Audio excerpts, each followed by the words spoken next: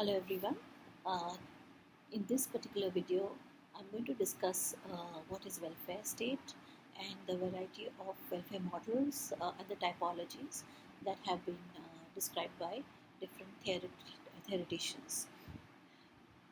In a very simplistic way, welfare state denotes a social and a political system in which the government takes the responsibility of the welfare of its citizens. However, welfare states, actually, the shape and form of it and the defining parameters are a matter of debate and discussion, and there are varying forms of welfare states all over the world. Many theoreticians have tried to examine them and categorize them into different welfare state models. That is one aspect that we are going to discuss and share in this particular video. It is very interesting to note, and it's very important to note, that in most welfare states, the family as a institution of welfare has been kept as the first primary welfare giver to the members of its family. And it is after that it is the market, and the market is where individuals and communities work and earn salaries, and also the market provides them with particular forms of welfare provisioning. However, it is important to note that it's not necessary that the market will cater to the needs of all individuals and communities, and thereby state has to intervene to promote the welfare of the people, which the process of which can be both a political process, and it has to be in a lot of cases engagement with people and civil society organizations, and through its own articulations of policy and legislations. So this is in many ways a broad framework of welfare state. But what is more important and significant for us to remember is that welfare state is not one given shape or form for all countries.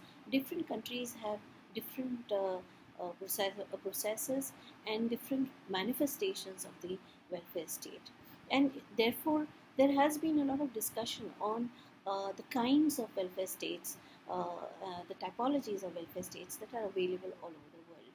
You have to remember that there is a historicity of the emergence of welfare states in most of the countries, and these historicities are embedded in the political, social processes that have happened, and economic processes that have happened in these countries. So, what remains important for us to remember is that most of these typologies are broad-based frameworks, but each country has its own ways of envisaging welfare of its people, and engaging with the market in different ways to ensure. So in some states it's more of a residual kind of a manifestation, and in others the welfare policies and programmatic interventions are more universal. So we'll go through those different manifestations, different typologies in a while. What is important to remember is that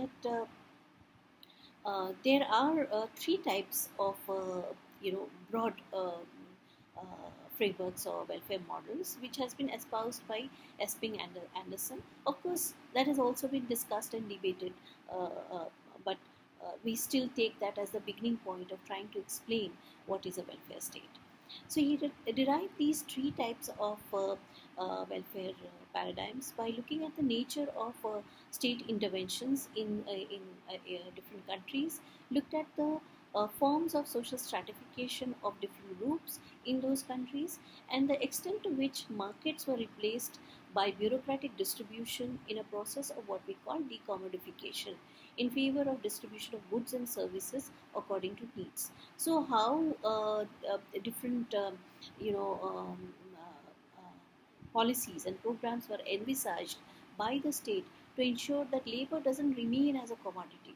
Uh, the market sees labor as a commodity, and that commodity is utilized for generating profits or economic,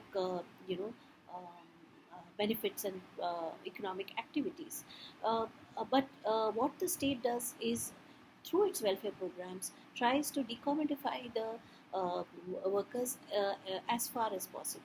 This also comes from the point of view of the workers themselves and the levels at which they mobilize, agitate, and demand for welfare from the state.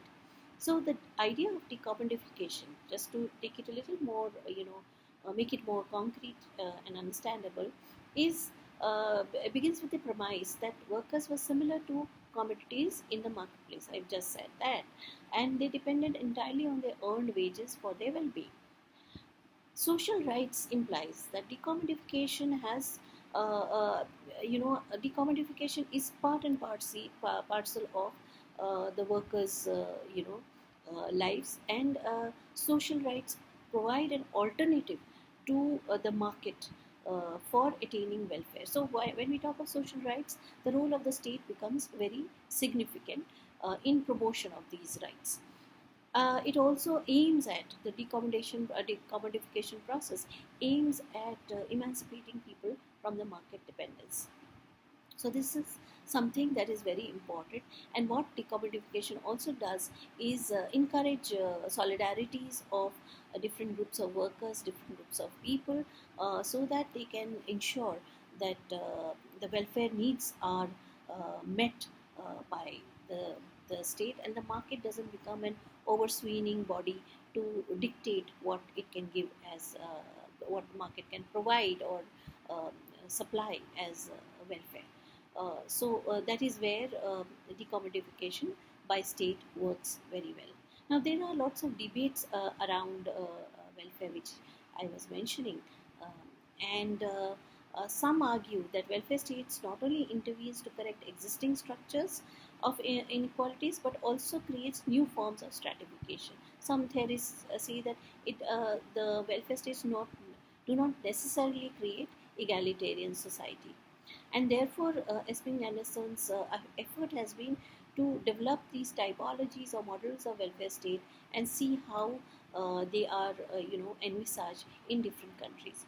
So the first one that he talks about is the neoliberal model or the liberal model that is practiced by USA and UK and Canada. Here the level of decommodification is low.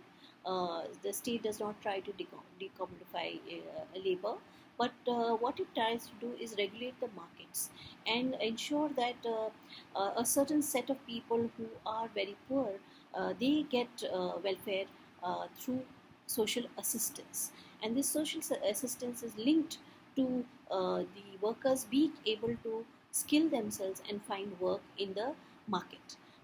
Therefore, it specifically aims at catering to certain identified groups and does lead to a certain amount of stigma and discrimination in terms stigmatic actually entitlements of specific groups. The second typology or model that Espin Anderson talks about is the corporatist model, where the decommodification is high. Workers' solidarities are able to get most of the welfare rights, but the focus of the welfare rights is towards families. So it envisages that the family provisions for the welfare, but the state enables the family to do so. So individuals are not so significant. The families, through the families, a certain amount of assistance and financial allocations are done, which are across different social stratifiers, across different social groups. So whilst it provides this welfare, it preserves the social hierarchies, and it is not meant to change those hierarchies or create a more egalitarian society.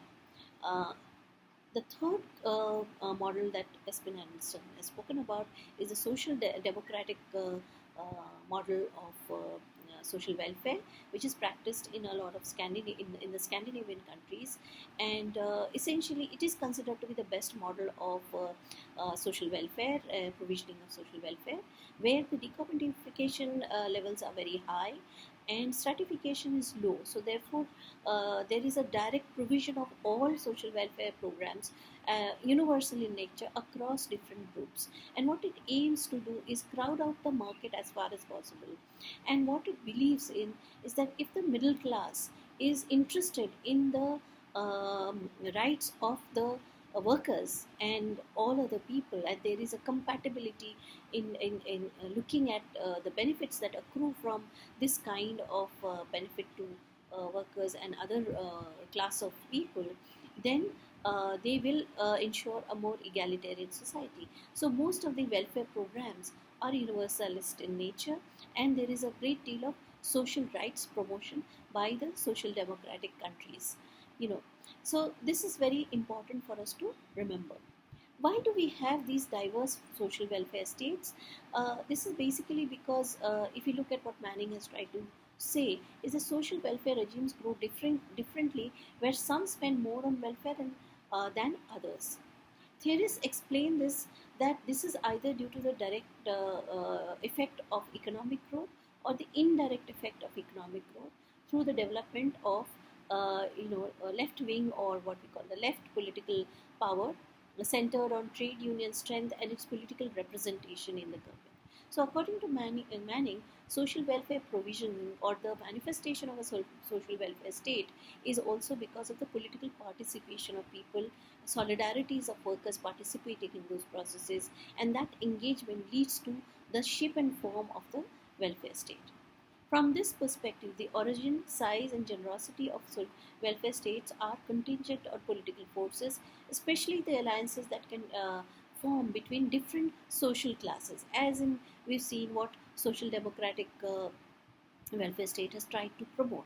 So, if the middle classes are persuaded that it's in their interest to side with the working class demands for an expanded welfare state, as in Scandinavia, then private sector provisioning is crowded out and public sector provisioning is increased, and middle class concerns for quality also permeates the state sector. There is a larger critique of the typology of what Espen Anderson has said, and even what Manning's, we can take Manning's whole approach a little further. What is argued in the recent times that the notion of welfare is enshrined in what the Western countries are practicing, and not what the developing countries have, evolved into. Because there is a great deal of colonial hegemony that was present in a lot of developing countries, and therefore they developed in a different process, and hence these typologies or these models cannot be applied straight away into any of the welfare states of the developing countries. Here, the division of labor is not defined by the capitalist mode of production, because they were never completely industrialized as a huge agrarian economy and peasant economy, and the relationships of power and control of various resources is in hands of different caste groups and different ethnic groups. So it is not just one format of social stratification that is there. There are diverse forms of social stratifications, and exclusions, coercion, and exploitation are based on different social stratifiers like gender, caste, ethnicity, disability, etc. And then it is not just about work and labor, but it's also about livelihoods, which is a large, all comprehensive approach where assets and vulnerabilities and different processes are practiced in many of these developing nations. And most importantly, political mobilization does not take place through class mobilization. They also take place according to various identities, various other affiliations. The last most important element of welfare state in developing nations is that states are not clearly differentiated from surrounding social and power systems, and institutional landscapes of welfare is therefore diverse and mixed, basically because the state systems, the bureaucratic or the political class, are made up of different caste groups, ethnic groups, and different interest groups. And so, therefore, it is important to keep that in mind when we are looking at welfare states in countries like India, Pakistan, or Nepal, or Japan, and even China. So, when we look at this kind of evolution of welfare states and the diversity of welfare states, we realize that it is not necessary that they fit into the Western typologies. and therefore it's important to go back to what each nation state has evolved as their constitution, evolved as the legislative mechanisms which govern the development and formulation of welfare policies. And hence, in India, whenever we are trying to examine the welfare state, or we are looking at social policies, we are also looking at what the constitution guarantees through the fundamental rights and the directive principles of state. So any examination of welfare state and social policy requires an understanding of what the guarantees are and how India has evolved as a country through a variety of social, political, and economic rights that are enshrined within its constitutional framework. Thank you.